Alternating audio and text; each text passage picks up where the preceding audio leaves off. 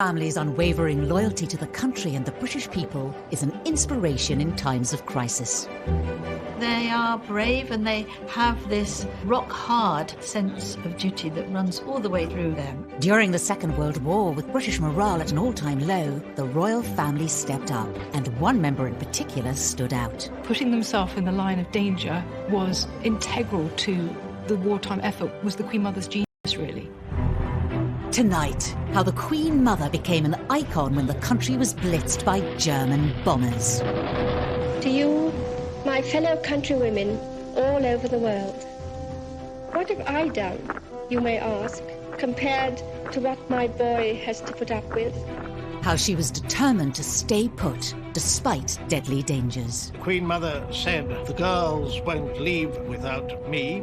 I won't leave the king, and the king will never leave."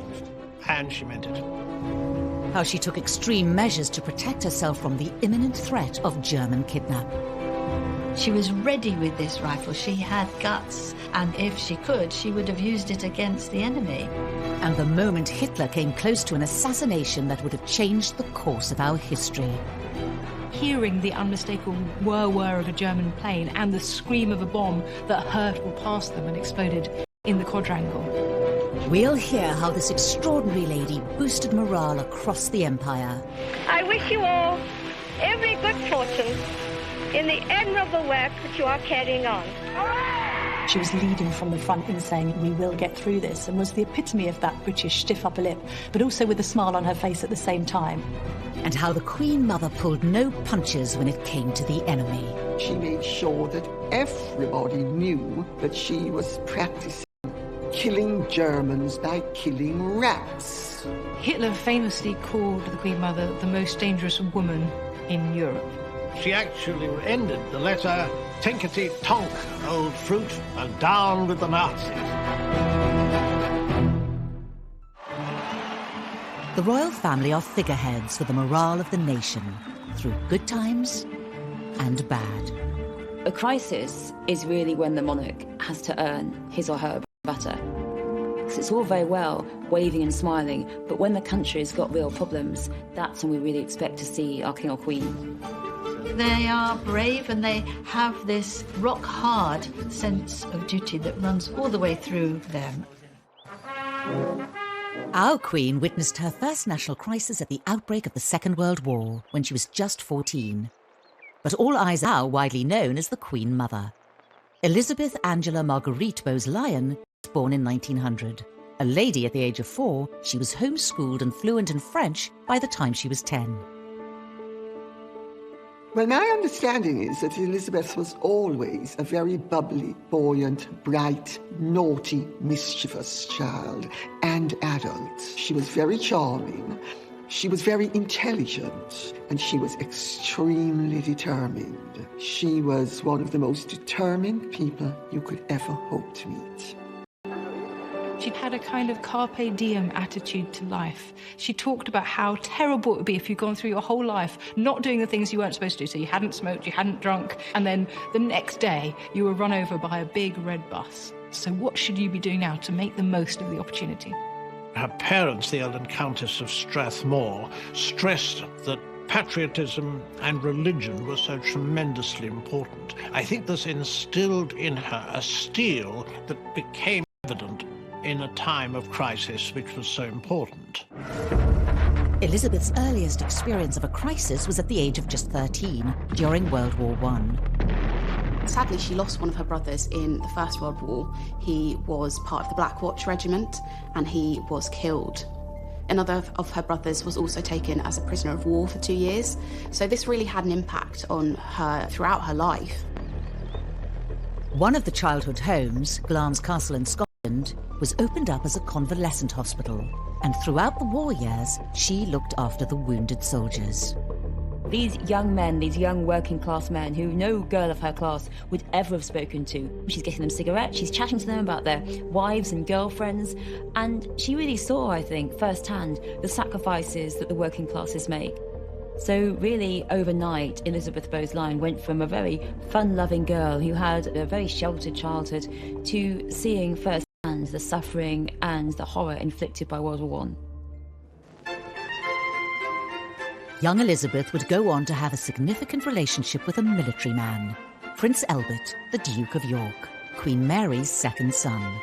After courting Elizabeth for more than 2 years and proposing unsuccessfully twice, Albert finally won her over, and they were married on the 26th of April, 1923. People were quite surprised that the Queen Mother, somebody very gregarious, very much a social butterfly, very extrovert, ended up marrying the Duke of York, or Bertie as she affectionately knew him, because he was very shy, had a stutter. I think there were royal watchers thinking, how extraordinary that he has landed this lady. In 1936, their lives changed forever. Wallace Simpson. Overnight, Albert was crowned King George VI, and Elizabeth became Britain's new queen. I rely upon what the Princess Royal said about how Elizabeth felt when she became queen. You know, some people said, oh, she was furious and she didn't want it and all of that. The Princess Royal said, oh, I do wish she'd stopped grinning like a Cheshire cat. It's so unseemly. I think she was absolutely thrilled to be queen and remained thrilled to be queen. Elizabeth quickly adapted to life as queen, and it soon became clear she was not interested in a backseat role. And I would like to say to all those who have been taking part in the display how much I've enjoyed it. It is said that there were two kings of England, King George VI and Queen Elizabeth. And in fact, Winston Churchill complained to Lord Beaverbrook, and I got this from my sister-in-law, Jeannie, who was his granddaughter, that he didn't think he could continue to have regular audiences with the king, because whenever he needed immediate decisions, the king would say, oh, leave it with me, I'll think on it overnight, meaning I'll consult Elizabeth. She started a mission to get her husband ready for his new life as king. One of the most pressing matters was his stammer, which he developed around the age of 8. Scheme whose inception we saw when we were last in Glasgow 10 months ago. And she almost frog-marched him off to Harley Street because he had a stammer, and she knew that that was not a way to be if you were a king. And he saw someone called Lan or Logue who helped him overcome his stammer. And she helped him too. He had to do exercises every day. So she built up his confidence. She bucked him up when he had to go and see members of the public, which he found so daunting. Lord Halifax actually described her as a steel hand in a velvet glove. And above all, I suppose, she gave him love. And he flourished because of her love. She made it possible for him to find the inner strength that was needed. And she inspired him, and she taught him how to connect with the people in a way that was really, really important for the years that followed. Public opinion across the empire remained at an all-time low from the abdication crisis. But the monarchy was about to be faced with their biggest emergency in history. For the second time in the lives of most of us, we are at war. On September the 3rd, 1939, Britain declared war on Germany, and King George and Queen Elizabeth were catapulted into the centre of a huge international crisis. When we think back to the King's speech and the idea of George VI having to step up, we must also look at the fact that his wife was forced to do exactly the same. And that was despite huge concerns about their own role and her own concerns about her husband being king and how he would cope with that during wartime. The Queen Mother was seen as Britain's secret weapon in the war. She had two roles. One was to help her husband, King George VI, and one was to be herself. It was a role that she seems to have been made for. 4 months into the war, rationing was rolled out across every household in Britain. Restrictions were placed on the purchase of all kinds of food produce, including meat, bread and dairy. The royal family led by example, and under Elizabeth's influence, they faced the struggles of war alongside their people. The Queen Mother had these strict rules for wartime economy. So at Windsor Castle, there wasn't much heat. I mean, it was so cold that the women were forced to wear their furs inside, cover themselves with blankets. There was a single bulb in each room. The royal family had ration books like everyone else. They had clothing coupons. One very touching story. There were national appeals for aluminium because it was needed to make the planes, and the Queen Mother encouraged her daughters, Elizabeth and Margaret, to give up their saucepans that they had in their Wendy house. The Queen felt very strongly that she had to show they were all in there together. When Churchill came to visit, he was taken aback by the fact that the Queen Mother had instigated the palace to react positively to rationing. He was given some sandwiches and he said they were disgusting, and were they filled with sawdust? The Queen Mother was a very determined woman, and she was very tough, and it's very clear that this adherence to these strict rules during wartime came from her. A year and a half into the war, things took a dramatic turn for the United Kingdom. The 7th of September 1940, the Luftwaffe attacked London, leaving 430 dead, a day that would become known as Black Saturday. The Battle of London, which began with strong forces of Nazi bombers attacking the capital at night, led to a big fire on the waterside early in the onslaught. It marked the start of the Blitz, and over the next 57 days, the country repeatedly came under attack by German aerial bombers. The main aim was areas where the Third Reich felt there would be industrial production, and so we're looking at docks, we're looking at factories. In just 9 months, over 40,000 people died, and up to 139,000 were wounded. Over 1 million homes were destroyed. Churches, historic houses, museums, the Commons in the House of Parliament was destroyed.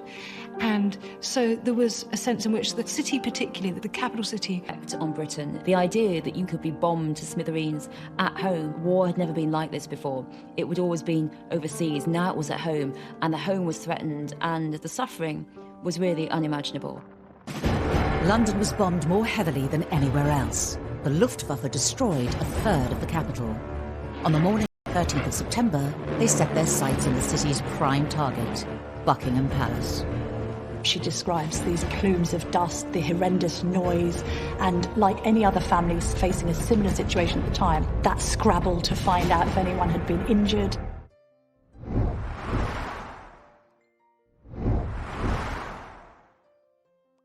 Historically, it was the king's duty to fight on the front lines of war. The last to do so was George II in 1743, during the War of Austrian Succession. Traditionally, the role of a monarch was to be a warlike figure, to actually be a war leader. At the time of the Second World War, it was a more ceremonial role. But actually, that ceremonial, symbolic role was incredibly important. A hands-on monarch was crucial in boosting the mood of a war-torn nation. Once again, we have been forced into war. We have all a part to play, and I know you will not fail in yours. Only when we have won through to an enduring peace shall we be free to work unhindered for the greater happiness and well-being of all mankind. The Queen Mother, then Queen Elizabeth, was ready to fulfill her duties, even if that meant putting herself in danger. As the death toll continued to rise, politicians expressed concern, not just over the royal family remaining in their home, but staying in the country. The Queen Mother's personality was one of defiance. She was tough, she was resilient. Churchill was advising her to flee to Canada. It was actually advised by the Cabinet Office at the beginning of the war and advised again by Churchill at the time of the Blitz. The Queen Mother said, "The girls won't leave without me. I won't leave the King, and the King will never leave." And she meant it.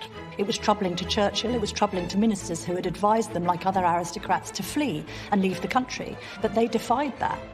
Elizabeth had a great amount of influence over her husband. I don't think he would ever have left the country. He'd have seen it as his role to stay.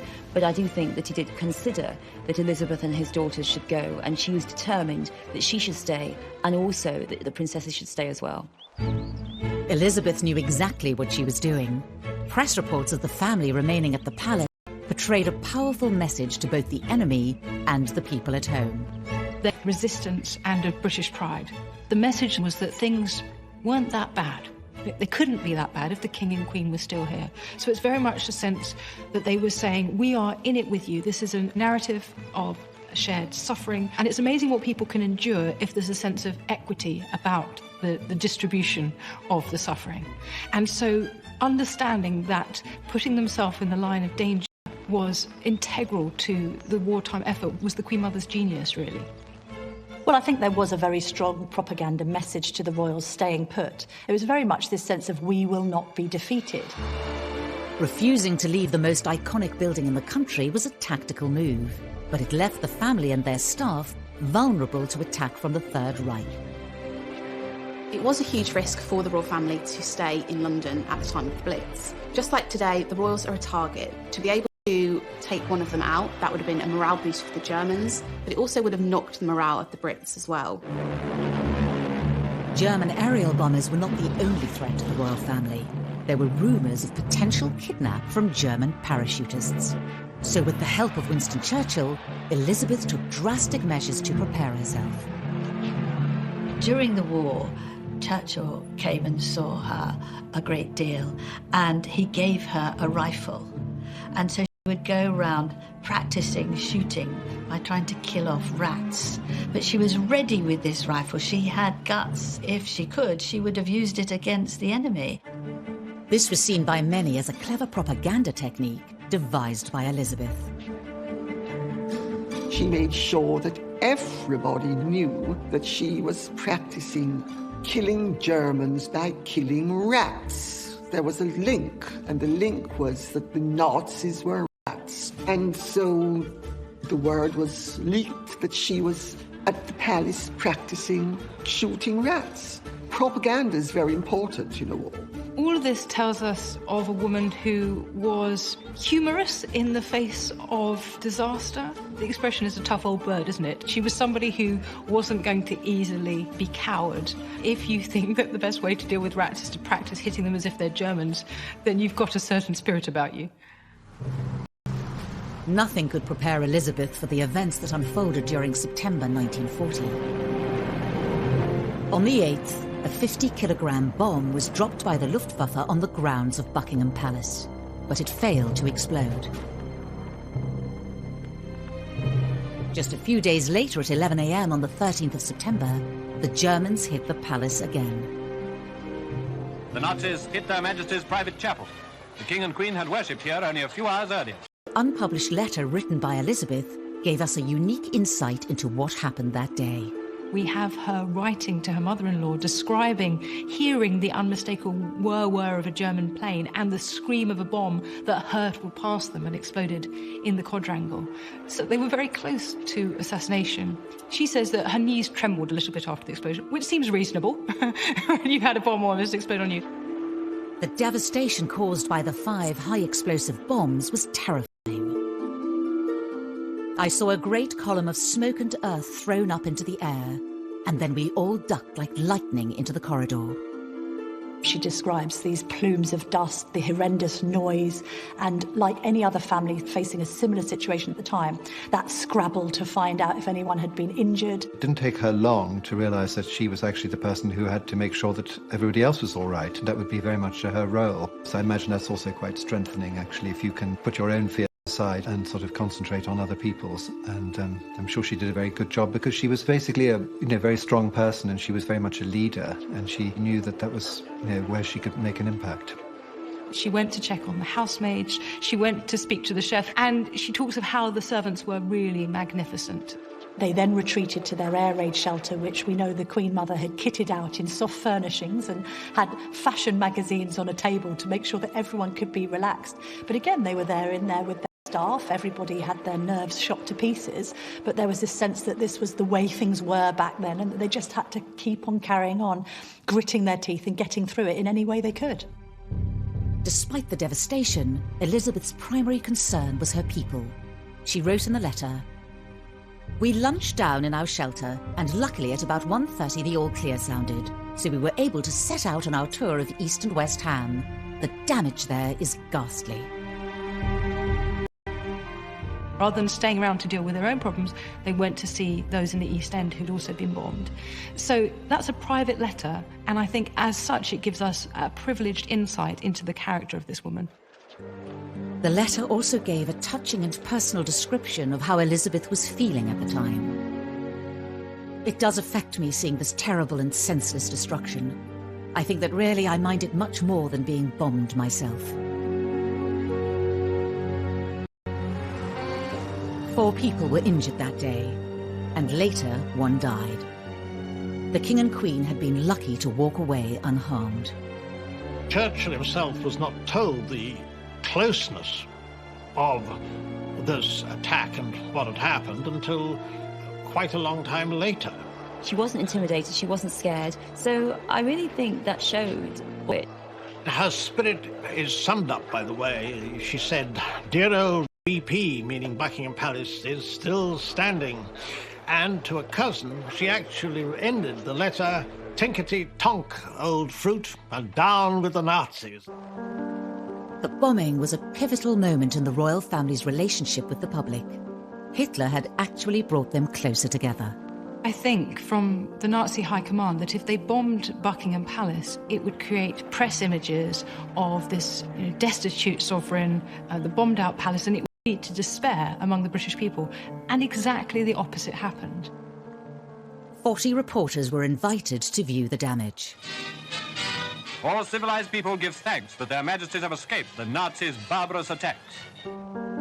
The Sunday graphic newspaper detailed how that day resonated with so many people. For the second time, a German bomber has tried to bring death and destruction to the home of their majesties. When this war is over, the common danger which King George and Queen Elizabeth have shared with their people will be a cherished memory and an inspiration through the years. The message that was coming out of that was, this beast in Berlin who has tried to assassinate our beloved sovereign, we can't let them get away with this. And there was a sense of pulling together. So immediately, it actually served to do the opposite to what the Germans have thought and became this extraordinary PR opportunity. The king is still in London, in London, like Mr. Jones and Mr. Brown. The king is still in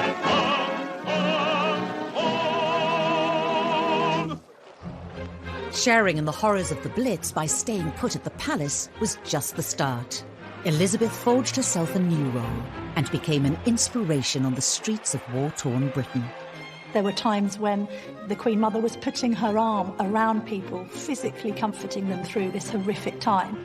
She was by her husband's side, but really was hugely influential, and it was almost more her than him that became the figurehead at this time of great national crisis.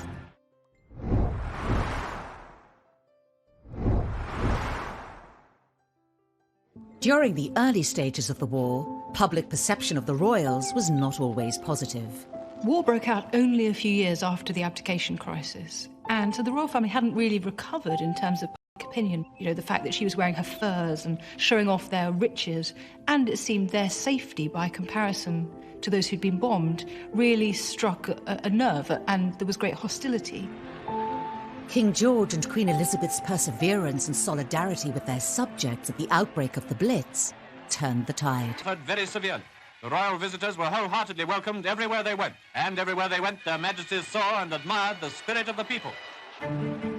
Well, indeed, they didn't cancel royal visits either during these bombings, so although they'd have faced horrific turmoil in their own property and had bombs raining through, they still insisted on going and seeing those who weren't so fortunate. There was an occasion where she offered to hold a baby because the mother was there with her arm in a bandage and couldn't quite handle the infant.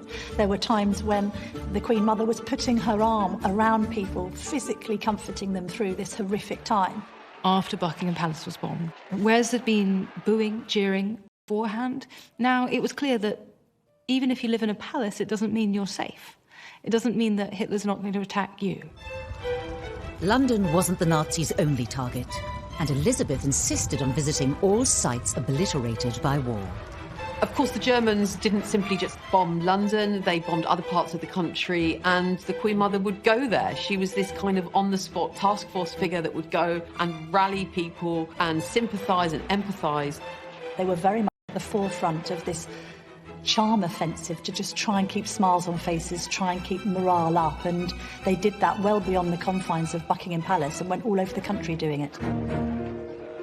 There was an incident in Plymouth in March 1941 when a place which obviously a naval port had been bombed badly during that day. They visited, and after they left that evening, it was faced with another bombardment.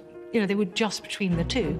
So this was a dangerous strategy, but an important one because it gave the message that they weren't cowards, that British people weren't cowards, that they weren't a cut above the British people. They would go and put themselves in these places, and that they cared about the suffering of their people. And that was such an important message. On the 14th of November 1940, Coventry City Cathedral was struck by 30,000 explosives, killing around 600 people. The city, having been mercilessly bombed throughout a whole night without regard to military targets, now presents a grim appearance of devastation. Again, without hesitation, Elizabeth defied the Nazi threat by standing shoulder to shoulder with the British people. She understood the fear, the devastation of the Blitz, and she would once again go out, visit people. It absolutely exemplified all that was the best of London, indeed the whole country, at this time of crisis. Many, many hundreds of people were killed. She went there, and there was this sort of outpouring of affection for her. The national anthem was sung by hundreds of people, but it was this reaffirmation of those bonds. It really was hugely influential, and it was almost more her than him that became the figurehead at this time of great national crisis. As a significant part of the monarchy, Elizabeth played a pivotal role supporting the nation in a time of crisis. I think she was determined to do everything in her power to help this country. I mean, obviously she couldn't go and fight, but she could be there to boost morale. Our own Queen Elizabeth has found time, amidst a host of other royal war duties, to institute a sewing bee in Buckingham Palace. Part of, I think, the Queen Mother's psyche of getting through the war was trying to maintain as normal a life as possible. This sense constantly that she would not let the Nazis defeat her didn't just mean in that sense of kowtowing to bombing raids over Buckingham Palace, but equally not to stop her and fellow Britons in their traditional way of life. Elizabeth found many ways of instilling positivity in troubled times. It wasn't just through visits to bombed-out areas. Due to the closure of music halls, theatres and other cultural venues, she kept spirits up through public appearances. She went to concerts at the National Gallery. The pianist Mara Hess had organised these daytime concerts, and the Queen Mother said that these were some of her happiest hours in these dark times. And she was also concerned about keeping other people's spirits up.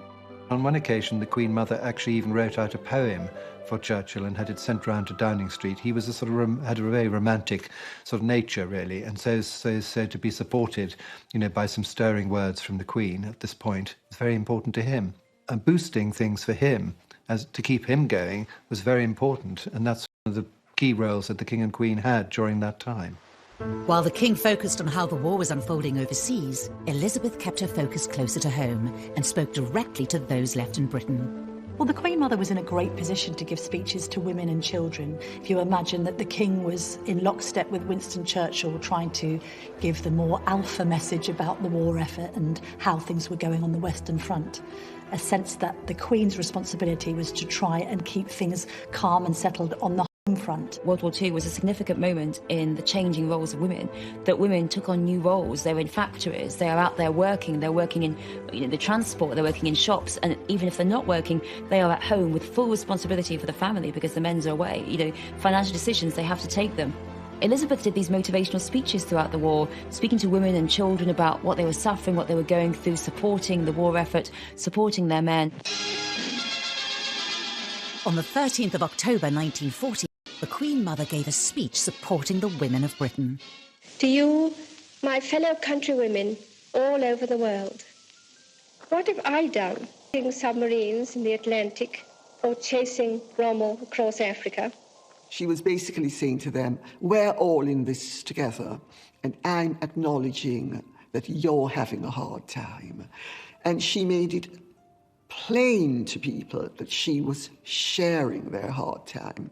In your different spheres, you have done all that he has done and endured all that he has endured. It wasn't just through her words that Elizabeth inspired others. She also joined the military services. The Queen Mother became the Commandant-in-Chief of a number of services like the Auxiliary Territorial Service, the Women's Auxiliary Air Force, the Royal Naval Service, the Women's Royal Naval Service. So much of the communications from the royal family during the war was intended to say, we are like you. I'm joining up to these things in support of the men, just as you are doing.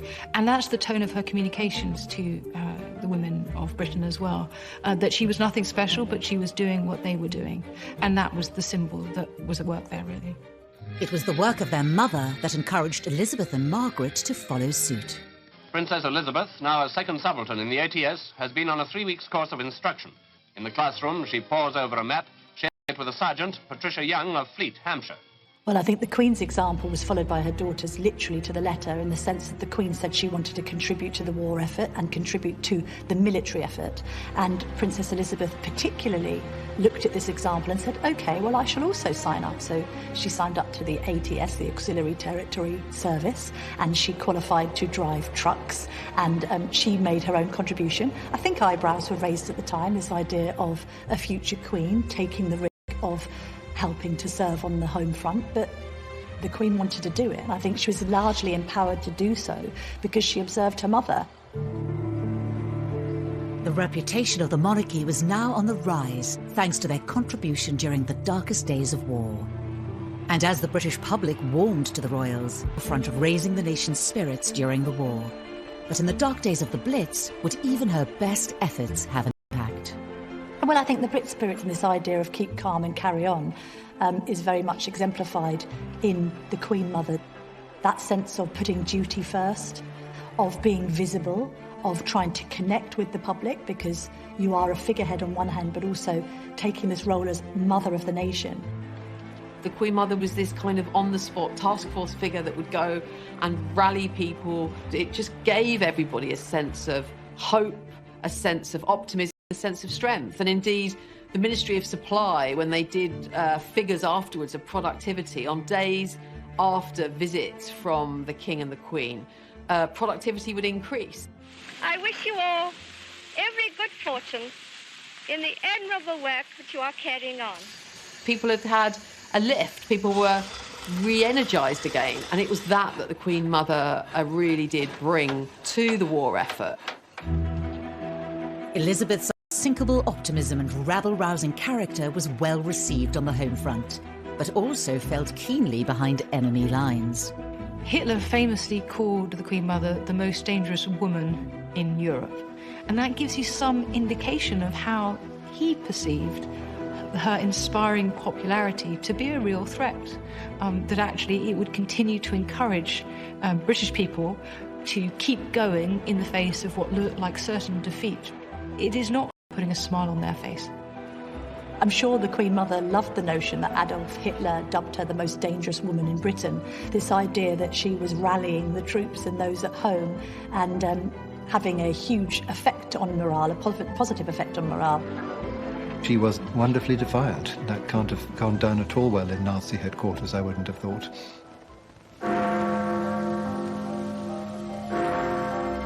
On the 11th of May 1941, the Blitz came to an end. 4 years later, at 6 p.m. on the 8th of May 1945, Germany surrendered unconditionally. The King broadcast to the nation that the war in Europe was finally over. Germany, the enemy who drove all Europe into war, has been finally overcome. The Queen and I know that the ordeals which you have endured, we are proud to have shared some of them with you. So V-Day, Victory in Europe Day, was huge. The end of the war. But you've got huge, jubilant crowds gathering, people jumping in the fountains in Trafalgar Square. You've got people dancing in the streets. And at the heart of this is thousands of people gathering to pay tribute to the royal family. The royal family were at the heart of the nation's celebrations. The King and Queen had been at the heart of the war effort. And that was displayed in the appearances. Everybody went absolutely wild. The King and Queen were called onto the balcony 8 times. They were there sometimes with their daughters, sometimes with Sir Winston Churchill. People went crazy. It was the most wonderful, wonderful day. The average Briton were calling for the King and Queen because they absolutely perfectly embodied the spirit of the nation.